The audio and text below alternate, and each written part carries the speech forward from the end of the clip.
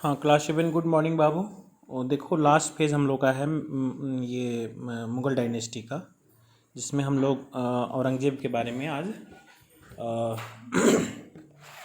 Study करेंगे। ठीक है, तो एज यूजुअली आप देख सकते हो इसमें जैसा कि लगातार जब से क्लास ये मुग़ल डायनेस्टी चल रहा है तब से हम लोग लगातार इस पर चर्चा कर रहे हैं कि मुग़लों का जो शासक था लास्टली, जो एक लंबे समय तक शासन भी किया कहीं ना कहीं, ये 1658 से लेकर के 1707 तक इसका टाइम इरा माना जाता है। तो इसमें तुम देख सकते हो, और इसके बाद में औरंगज़ेब के बाद उसका पतन हमारा प्रारंभ हो गया। तो नो डाउट ऐसा नहीं है कि औरंगज़ेब जो था बिल्कुल ही नाकामयाब रहा, कुछ हद तक कामयाब भी रहा। और मुग़ल डायनेस्टी में सबसे बड़ा साम्राज्य हमारा औरंगज़ेब का ही था, है ना, क्योंकि इसने साउथ में बहुत बड़े स्तर पर विस्तार करने का प्रयास किया था। लेकिन दुर्भाग्यवश ये बड़ा साम्राज्य तो बनाया, बट इसकी कुछ अपनी ऐसी पॉलिसी थी जिसके कारण इसे फेल होना पड़ा। तो जस्ट जो भी कुछ बातें इससे रिलेटेड हमारी है वो हम लोग इसको ब्रीफिंग कर रहे हैं, उसी में तुम्हारा ये आ जाएगा। ठीक है, सो देखो इसमें दिए हुए the last of the great Mughals Aurangzeb rule over the 50 years, है ना, लगभग 50 सालों तक के शासन किया भारत पर। And during his long regime the empire reach the largest size. सबसे बड़ा, जब तुमसे पूछेगा कि मुग़ल काल का सबसे जो बड़ा साम्राज्य किसका था, तो हमारा औरंगजेब का कहा जाता था। इसी साम्राज्यवाद विस्तार नीति ने इसे बर्बाद भी कर दिया था। इम्पेरियलिज्म जो था हमारा, जिसको साम्राज्यवाद विस्तार नीति हम लोग कहते हैं, एक्सटेंशन ऑफ द इम्पेरियलिज्म, ये कभी भी अच्छा नहीं माना जाता है। साम्राज्यवादी नीतियों का निगेटिविटी या जो भी मुखालफत कहो, ये एंशिएंट इरा में भी हमारा देखने को मिलता है। याद करो, एक घटना घटी थी, तुम लोग क्लास 6 में पढ़े थे, उसमें रामायण और महाभारत के बारे में कहानी पढ़नी थी। तो रामायण जो है महाभारत से भी पुराना है, जिसमें भगवान राम की साम्राज्यवाद विस्तार नीति का विरोध उनके बेटों ने ही किया था, लव और कुश ने किया था, जिसमें अश्वमेध यज्ञ का अश्वमेध यज्ञ का जो घोड़ा छोड़ा गया था, वो एक ऐसी नीति थी कि वो घोड़ा जो था और वो यज्ञ का अनुष्ठान जो था चक्रवर्ती राजा होने का प्रमाण देता था। अब चक्रवर्ती में उसके शर्त लिखा रहता था घोड़े के माथे पर कि कोई भी अगर इस घोड़े को पकड़ लेता है तो उसको राजा के सामने चुनौती पेश एक तरीके का करना होगा, उसे युद्ध करके जीतना होगा, अदरवाइज उसको मार दिया जाएगा। जिसका विरोध उन्हीं के बेटों ने, है ना, पकड़ करके किया था, जिसमें कहीं ना कहीं नो डाउट भगवान आदर्श हैं, राम है, सब चीज़ थे, लेकिन एक राजा के तौर पर जो साम्राज्यवाद विस्तार की नीति उनकी थी, उनका विरोध उनके बेटों ने ही किया था। या साम्राज्यवाद की विस्तार की नीति का जो एक बहुत बड़ा निगेटिव रिजल्ट तुमको देखने को मिला महाभारत काल में, जहाँ पर अपने ही सगे भाइयों के बीच में लड़ाइयाँ हुई, पांडव और कौरवों के बीच में। या आज वर्तमान दौर में भी तुम देखो, वर्ल्ड हिस्ट्री में जो नेपोलियन बोनापार्ट को उठा करके देख सकते हो। इवन सिकंदर महान की कहानी तुम लोग क्लास 6 में पढ़ चुके हो। उसकी साम्राज्यवाद विस्तार की नीति ने उसे कहीं का नहीं छोड़ा, और अंततः बहुत कम समय में उसे इस दुनिया को छोड़ करके जाना पड़ गया। या वर्तमान में भी चाइना भी यही काम कर रहा है। तो एक्सटेंशन ऑफ जी इम्पेरियलिज्म जो है एक लिमिटेशंस में सही माना जाता है, लेकिन हमेशा साम्राज्यवाद विस्तार की नीति जो होती है वो कहीं ना कहीं वहाँ के रहने वाले शासन सत्ता संचालन करने के साथ साथ में लोगों के लिए बहुत नुकसानदेह बन जाता है, और फिर वही जनता त्राही त्राही कर उठती है, तो तुम्हारे सामने में रिवॉल्ट की स्थिति पैदा कर देती है, जहाँ से तुम्हारा डाउनफॉल चालू हो जाता है। तो औरंगजेब की कहानी भी कम ज़्यादा करके इन्हीं शासकों के जैसा हमारा था। So stand from the Kashmir to the north to Jinji in the south, ये कश्मीर से लेकर के साउथ के जिंजी एक जगह है, वहाँ तक फैला हुआ था। हिंदू कुश से लेकर के पश्चिम में हिंदू कुश पर्वत से लेकर के चितगांव इन द ईस्ट, यानी कि बंगाल तक का, यानी कि जो तुम जो महाभारत यानी कि जो ग्रेट इंडियन जो मैप देखते हो, वो लगभग, है ना, उस पर शासन हमारा ये इसका था औरंगजेब का। और इसके साम्राज्यवाद विस्तार नीति के पीछे एक कारण था कि ये सुन्नी धर्मांध मुसलमान था, जहाँ पर मूर्ति पूजा का विरोध करना, हिंदुओं को अपमानित करना, ज़्यादा से ज़्यादा क्षेत्रों पर इस्लामिक अटैक करना या उसको शासन में शामिल करना, ऐसा कुरान उरान में जो जिक्र की गई है उसके कारण ऐसा ही इसने किया था। ही वॉज एन ऑर्थोडॉक्स, है ना, and the god fearing Muslim and strict disciplinarian. ये कह रहा है कि ये ऑर्थोडॉक्स मुसलमान था। ऑर्थोडॉक्स का मतलब तुम पिछले दिन भी एक आया था, ऑर्थोडॉक्स तो हमारा ये अकबर भी था, लेकिन अकबर ने नई चीज़ों को भी ना अडॉप्ट करने का साहस दिखाया था। जहाँ पर अपनी हिंदू जो रानियाँ थी उसको उसने हिंदू धर्म मानने के लिए स्वतंत्र छोड़ दिया था, या ये दीन इलाही के एस्टेब्लिशमेंट करना, या तुम्हारा हिंदुओं से जजिया कर समाप्त करना, या मुसलमान होने के बावजूद भी हिंदू के प्रति सॉफ्ट बिहेव करना। तो ये तो ऑर्थोडॉक्स होने के बाद में वो मॉडर्न भी था, लेकिन ये एक तरीके का तुम्हारा काफ़ी मतलब नैरो माइंडेड कह सकते हो, या अपनी धर्म के प्रति बहुत ज़्यादा ये बिलीव करने वाला था। सुन्नी मुसलमानों की एक बहुत बड़ी पहचान हमारी होती है। एंड गॉड फीयरिंग मुस्लिम, गॉड फीयरिंग मुस्लिम का मतलब था वो भगवान से बहुत ज़्यादा डरता था। आमतौर पर जो ऑर्थोडॉक्स होते हैं ना, ये उनकी आस्था भगवान में बहुत ज़्यादा होती है। उनको ऐसा लगता है कि भगवान की बुराई करने से उनके जीवन में कुछ नुकसान हो सकता है, जबकि आधुनिक विचारधारा हमारी होती है कि वो व्यवहारवादी चीज़ों पर ज़्यादा विश्वास ध्यान देती है। तो ऐसा, और जो डिसिप्लिन को फॉलो करने वाला था, ये तो अच्छी बात है, अनुशासन तो होना चाहिए जीवन में। And he paid attention to all the affairs of the state and he led in a simple life and was called Zinda Pir and living Saint. वो एक बहुत साधारण ज़िंदगी जीता था, ये उस जैसा नहीं था, मतलब जहांगीर और क्या कहते हैं ये शाहजहाँ या तुम्हारे अकबर जैसा ये विलासितापूर्ण जीवन नहीं जीता था। ये काफ़ी सिंपल लाइफ जीने का वाला व्यक्ति था, जो कि मुसलमान के कुरान में जो बातें जिक्र की गई थी उसके अकॉर्डिंगली इसी प्रकार की लाइफ को जीने के लिए हमारा अपना जीवन पद्धति बना रखा था। और जिंदा पीर का मतलब ऐसा कि मैं भगवान का प्रतिनिधि हूँ, क्योंकि पीर उर जो होते हैं ना मुसलमानों में, वो धर्म के एक बहुत बड़े जानकार होते हैं, ज्ञाता होते हैं। तो ये अपने आप को कहता था। और लिविंग संत मतलब एक जीवंत आत्मा जो साधु संत की कैटेगरी में हमारी आती है।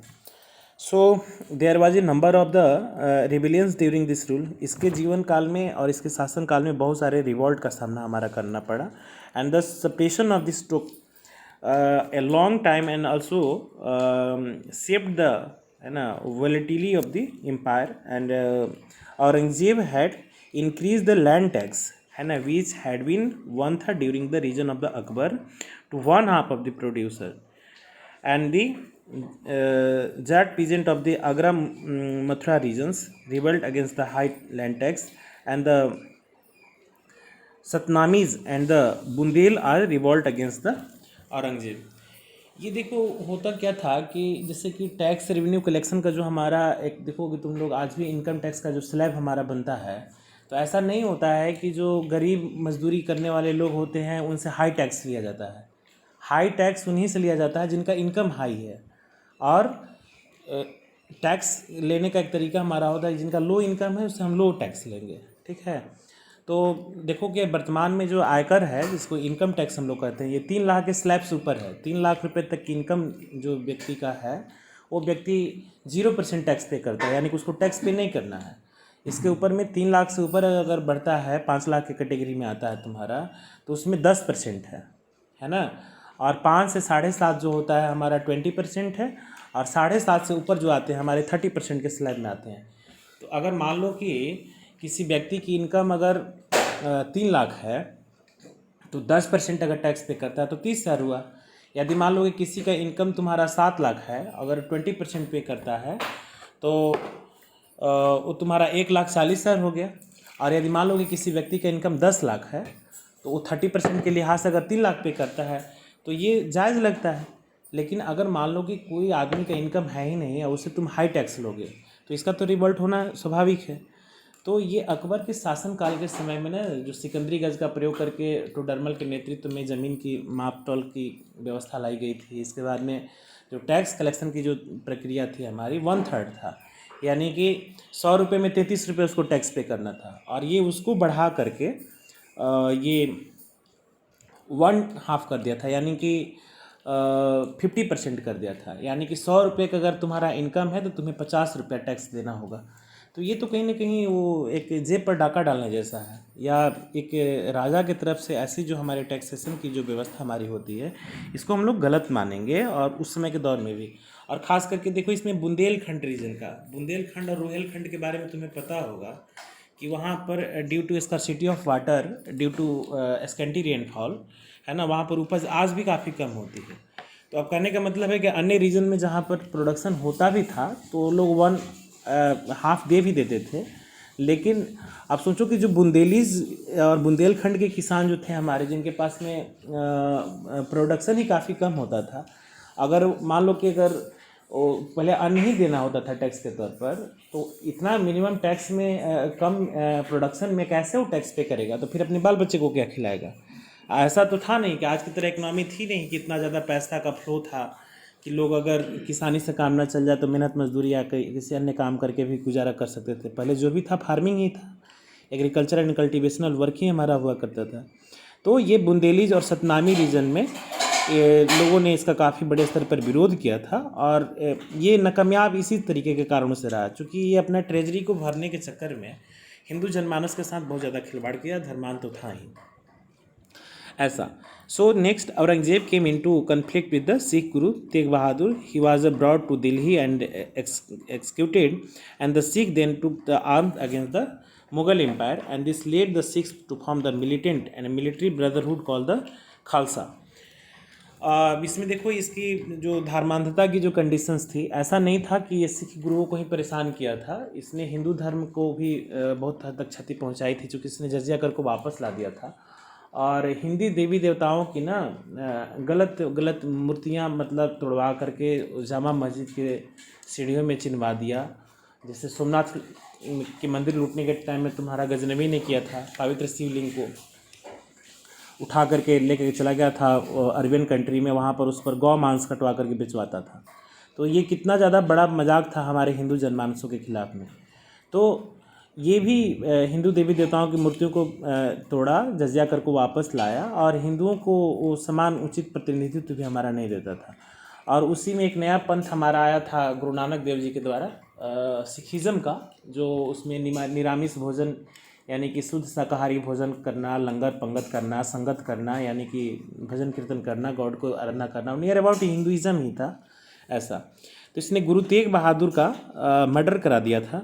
इसके बाद ये 9वें गुरु थे, 10वें गुरु थे हमारे ये गुरु गोविंद सिंह, जिनका जन्म पटना साहिब में भी हुआ था, इसलिए वो काफ़ी इम्पोर्टेंट भी हम लोग का बिहारी संदर्भ में माना जाता देखा जाता है। इन्होंने गुरु गोविंद सिंह के बेटों को, उसके 2 बेटे थे, इस्लाम धर्म न कबूल करने के कारण उसने दीवालों में उसको चिनवा दिया था, यानी कि दीवालों में उसको जुड़वा दिया था।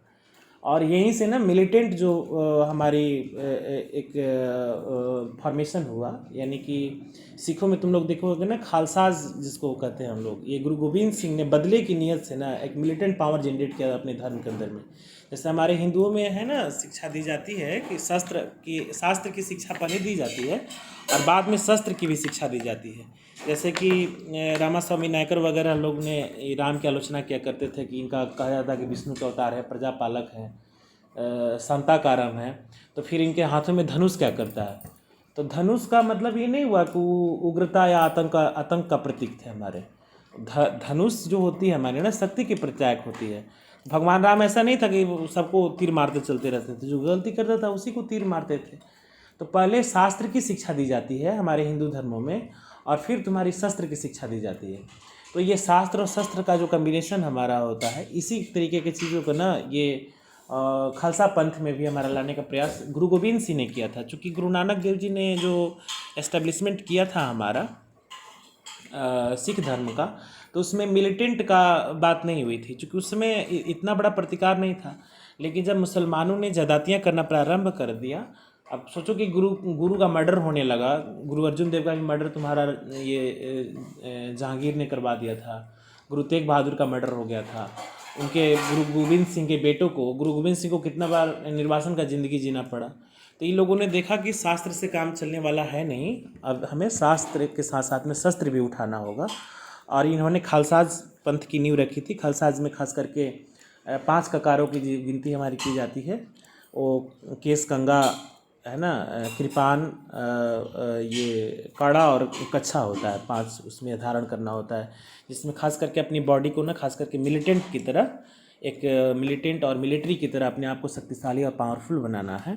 और अपने धर्म की रक्षा करने के लिए, जैसे मुसलमानों वगैरह में भी जिहाद वगैरह सिखाई जाती है, या हमारे यहाँ भी लोग गौ रक्षा के नाम पर और तमाम प्रकार के बहुत सारे ऐसे मिलिटेंट चीज़ें, अब हमारे भी हिंदू में तो है ना, बजरंग दल है, शिवसेना है, तो ये सब जितने भी दक्षिणपंथी विचारधारा की पार्टियां हैं, ये सब क्या है, ये सब धर्म के नाम पर ही तो है, जहाँ शस्त्र के साथ साथ में शस्त्र की भी शिक्षा देने की बात, ना तो सब धर्म की रक्षा करने वाला सेना का नुमाइंदगी करने वाला कैसे हो सकता है।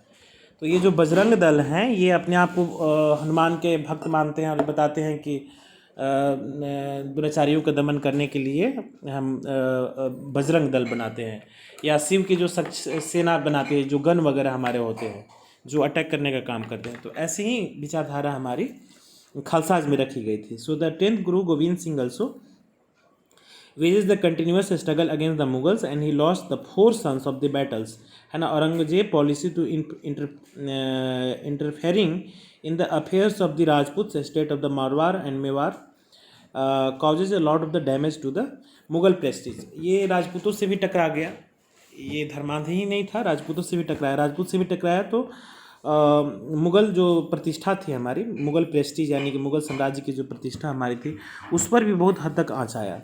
And his longest and the toughest struggle was against the Shivaji and the Maratha. ये शिवाजी जो पहाड़ी चूहा कहे जाते थे मराठा के नाम पर, तो मराठा में जो जय भवानी जय शिवाजी का जो नारा संदर्भ शिवसेना लगाती है, तो जय भवानी का मतलब वहाँ पर क्या हुआ, जय भवानी का मतलब जो मातृ आराधना तो हमारे हिंदू धर्म में तो होती है ना। अब अलग बात है कि संस्कार थोड़ा सा समाप्त होते जा रहे हैं, तो माता उपेक्षित है। देखो नवरात्रा का पर्व चल रहा है हमारे समाज में, और ये नवरात्रा में हम शक्ति की आराधना करते हैं, देवी की पूजा कर रहे हैं, है ना, या ज्ञान की पूजा करने के लिए हम सरस्वती की पूजा आराधना करते हैं, लक्ष्मी की पूजा करनी है, लक्ष्मी प्राप्त करना है, धन प्राप्त करना है, लक्ष्मी की आराधना करते हैं, दुष्टों का संहार करना है तो काली की पूजा करते हैं, हम दुर्गा की जो देवी होती है उनके शक्ति हम मांगते हैं। तो ऐसी आराधना हमारे मातृभूमि में होती है। तो उन्होंने जो जय भवानी का नारा लगाया था शिवाजी ने, और फिर बाद में शिवाजी चूँकि शिव और भवानी की आराधना किया करते थे और वो मुसलमानों से जो टकराने का बात करते थे, तो जो जय भवानी जय शिवाजी का नारा भी आज हमारा देखने को मिलता है। तो इसके साथ लड़ाई लड़ने का प्रयास किया गया, एंड बीजापुर गेलकुंडा में भी इसने पराजित करने का प्रयास किया था। He was unable the subdue Shivaji and his successor. उसके बाद में एक लंबी लड़ाई हमारे मराठों के साथ इसके साथ चलता रहा, और ये हिंदुओं को बहुत ज़्यादा टॉर्चर किया करता था। सो Aurangzeb adopted many anti-Hindu measures that made him unpopular among the Hindus, and he reversed Akbar policy by the reposing to the jizya of the non-Muslims। ये हिंदुओं के साथ में जो गलत कर रहा था, इसकी एक बहुत लंबी फहरिस्त बन चुकी थी, और हिंदू जनमानस इससे बहुत ज़्यादा अपेक्षित महसूस करता था। और ये अकबर के सीधे उल्टा, जो जजिया कर उसने समाप्त किया था, पुनः इसने जजिया कर को बहाल कर दिया। अब सोचो कि भगवान का दर्शन करना है तो पैसा दे के दर्शन करना है, ये तो बढ़िया नौटंकी है। अपना धर्म तुम जैसे तैसे मानो, और जब हिंदुओं को भगवान शंकर पर जल चढ़ाना है या देवी की पूजा करनी है, आराधना करने किसी मंदिर में जाना है, तो पैसा दे करके जाना होगा। तो ये कितनी ज़्यादा ज़्यादती तुम कर सकते हो। And it was bitterly opposed by the Hindu, जिसका बहुत तीखे तरीके से विरोध हमारा हिंदुओं के द्वारा किया गया। सो though he suspended it later because of the protests and had causes enough damage, ये बहुत हद तक उसको क्षति पहुंचाया। and he even ordered a number of the temples like a Somnath temple Gujarat and the Vishwanath temple Banaras to the destroy। इसने भी सोमनाथ मंदिर, ये तुम्हारा मोहम्मद गजनवी ने तो किया ही था, भगवान शिव की जो हमारा मंदिर था उसको तो डिस्ट्रॉय किया ही था। इसने विश्वनाथ मंदिर, जो हमारे यहाँ 12 ज्योतिर्लिंगों में से एक माना जाता है, इस विश्वनाथ मंदिर टेम्पल को भी डिस्ट्रॉय करके वहाँ पर बगल में मस्जिद बनाने का प्रयास किया था। So he forbid singing in his court and he emperor showing himself to the public, discontinue the celebration of the Nowruz and practice of the emperor showing himself to the public, ये नवरोज़ का पर्व को मना कर दिया था, और जो practice of the emperor showing himself to the public, इसने राजसत्ता प्रभुसत्ता के संचालन वगैरह के कंसेप्ट को भी खारिज कर दिया था। And he even reserved some post of the revenue department only for the Muslim. अब देखो, इसने एक नई गंदी पॉलिसी लाई कि जो बड़ा बड़ा पद था हमारा उसमें केवल मुसलमानों को ही शामिल किया जाए। तो इससे जो हमारा हिंदू जनमानस था ये भी प्रभावित हमारा हुआ। So the Muslim amirs also opposed this policies. इस तरीके से जो मुस्लिम जो हमारे अमीर थे, इन्होंने इस पॉलिसी का अपोज किया। Aurangzeb also donated money to the a few Hindu temples. There were farmers in the Maktal temples of the Ujjain that tells us so. And in fact, there were more Hindu amirs during his rule than that of the Akbar. And Raja Jai Singh and the Jaswant Singh were his close advisor. इसने शुरू में हिंदुओं के साथ में दमनात्मक काम की, फिर बाद में हिंदुओं को थोड़ा बहुत मरहम पट्टी भी लगाने का काम किया। तो जब हिंदू के साथ ये करता था तो मुसलमान नाराज़ हो जाते थे, जब मुसलमान के साथ करता था तो हिंदू की नाराज़गी बहुत ज़्यादा बढ़ जाती थी। तो ये उधेड़ बुन की स्थिति इसके साथ पैदा हमारा हो गया। सो नेक्स्ट दे रहा है कि the impact of all wars and the Aurangzeb's prolong absence from the northern India and combined with the lack of the foresight and the statesmanship and weakened the empire. He died in 1707। और दे रहा है कि दक्षिण में ये लंबे समय तक डेक्कन में साम्राज्य विस्तार में लगा रहा, जिसके कारण उत्तर भारत में ये बहुत कम ध्यान दे पाया, जहाँ पर थोड़ा बहुत खटपट मंगोलों ने भी किया था। ठीक है, सो इसके बारे में, और इस तरीके से 1707 में ये भी हमारा इस दुनिया को छोड़ करके चला गया। और इसके बाद तो फिर जो डाउनफॉल चालू हुआ तो फिर रुकने का नाम नहीं लिया। ये थोड़ी बहुत कहानी हम लोग जब हिस्ट्री लास्ट करेगा ना तुम्हारा, वहाँ पर हम लोग पढ़ेंगे, है ना। जब अंग्रेज़ों की जो ब्रीफिंग हल्का फुल्का हो गया, यानी कि मेडाइवल समाप्त जब होगा हमारा, तो लेटर मुगल की कहानी थोड़ी सी लास्ट चैप्टर में तुमको दिए हुए हैं। सो इसके सोर्सेज के बारे में पता करो। Although Aurangzeb discouraged the writing of the history, yet there was a several accounts on the। हालांकि इसके समय में साहित्यिक कोई कार्य हमारे होता नहीं था, चूँकि ये थोड़ा सा सुन्नी धर्मांध मुसलमान था, बट फिर भी कुछ था, जैसे कि Alamgirnama of the Mohammad Kazim, Bhimsen, है ना, जिसको नुस्खाए दिलखुशा कहा जाता है, and Ishwar Das of the Futuhat Alamgiri given an insight into the his reign. So ये कुछ ऐसे बुक्स हमारे हैं जहाँ से इसके जीवन काल की कहानियों को पता चल सकता है ऐसा हमारा। और इसके उत्तराधिकारियों के बारे में दे रहा है कि his successor the Mughal empire lasted officially till 1857। तुमको याद होगा ये कहानी हम लोग लास्ट में पढ़ेंगे जब इतिहास समाप्त हो जाएगा, यानी कि क्लास 8 में जब तुम लोग हिस्ट्री प्रारंभ करोगे वहाँ भी सब बातें तुमको पढ़ने को मिलेगी। रिवॉल्ट ऑफ 1857 1857 की क्रांति, जिसमें झांसी की रानी की जिक्र किया गया है।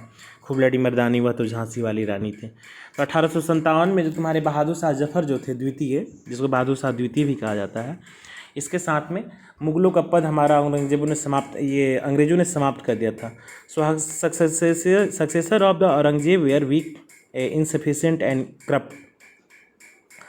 इसमें कहा जाता है कि इसके जो उत्तराधिकारी हमारे जो थे औरंगजेब के, ये काफ़ी कमज़ोर हुए और इनसफिशिएंट, नालायक थे, अनेबल थे, एंड करप्ट मतलब भ्रष्ट तंत्र। तो उसमें था ना कि जो भ्रष्टाचार था, दुराचार था, अनाचार था, पापाचार था, ये सब जितने भी गलती बातें होती थी ना, ये सब इसके शासकों में थे। चूँकि सब इसके बाद में जितना भी हुआ सब, किसी को घृणित कायर कहा जाता था, किसी को लंपट मूर्ख कहा जाता था, जनता ने उसको सबको संज्ञा दे रखा था। फर्रुखसियर को तो घृणित कायर कहा जाता था, उसने ही परमिशन दिया था अंग्रेज़ों को भारत में अंदर घुसने के लिए। इसके बाद में तुम्हारा एक लंपट मूर्ख था, हमेशा लंपटबाजी किया करता था, उसका नाम आलमगीर करके है ना, आलमगीर द्वितीय। वो सब एक लिस्ट तुमको लास्ट टाइम जब हम लोग हिस्ट्री पढ़ेंगे उस समय भेज देंगे। इसके बाद में तुम्हारा एक मोहम्मद शाह था, वो रंगीला बादशाह था, उसकी कहानी काफ़ी अजूबा है, वो हम लोग जिक्र नहीं कर सकते हैं, है ना, ऐसा।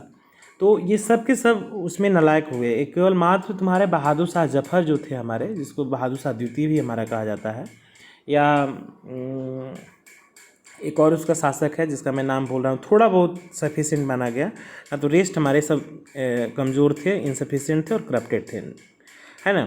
सो the nobles was were divided into the faction control to the rulers and the apparent weakness of the empire invited the invasion of the Nadir Shah and Ahmad Shah Abdali. So Delhi was plundered and the northern India was left in ruins, and as this happened a number of the states broke away from the empire. और इसकी कमजोरी का फ़ायदा उठा करके, क्योंकि कोई योग्यता नहीं थी, ना किसी से ना कोई डर था, ना भय था, ऐसा तो बिना डर और बिना भय का भी तो साम्राज्य हमारा बिखर जाएगा। पहले तो इस सब का हनक था, साम्राज्य चलाने का प्रशासनिक क्षमता थी, तो ये टिका हुआ था। जैसे ही ये डेथ किया, उसके अनेबिलिटी का फ़ायदा उठा करके बहुत सारे स्टेट ने अपने आप को इंडिपेंडेंट घोषित कर दिया, और इस तरीके से हमारी मुग़ल डायनेस्टी जो थी कहीं न कहीं पतन के कगार पर हमारा यहीं से प्रारंभ हो गया। और इसके बाद में जो लेटर मुग़ल की थोड़ी बहुत जो कहानी हमारी है वो मैं तुमको आज बोल देता हूँ, कहाँ पर ये पढ़ना होगा हम लोग को, चूँकि ज़रूरी भी है। 18th सेंचुरी इंडिया जहाँ पढ़िएगा ना, जो चैप्टर नंबर 11 है लास्ट में, वहाँ पर हम लोग लेटर मुग़ल की कहानी को पढ़ेंगे, ठीक है ना। वो चूँकि उसको एक सीक्वेंस बनाने में हम लोग को सुविधा होगी, चूँकि जैसे ही लेटर मुग़ल की कहानी पढ़ेंगे वहाँ से हम लोग अंग्रेज़ों की कहानी प्रारंभ करेंगे आगे, जो मॉडर्न ईरा में हमें क्लास 8 में पढ़ना होगा, ठीक है। तो इस वीडियो में मुग़ल डायनेस्टी हम लोग का समाप्त हो गया, चैप्टर 4। आप इसको देखिए, समझिए, और यदि कहीं कुछ समस्या आती है तो आप बात करिए, ठीक है। चलो, ओके बाबू।